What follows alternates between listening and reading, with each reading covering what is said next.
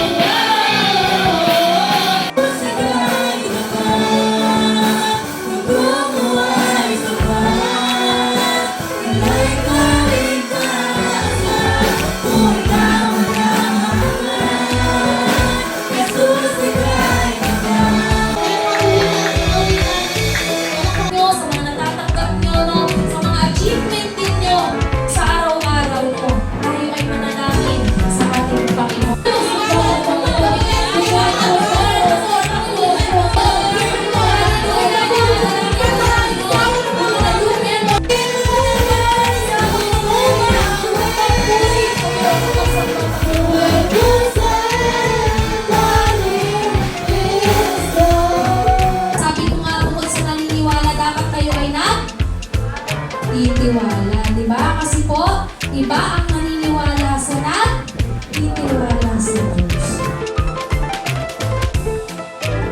Sa akin, kasi yun nga, dahil sa family problem namin, fresh graduate,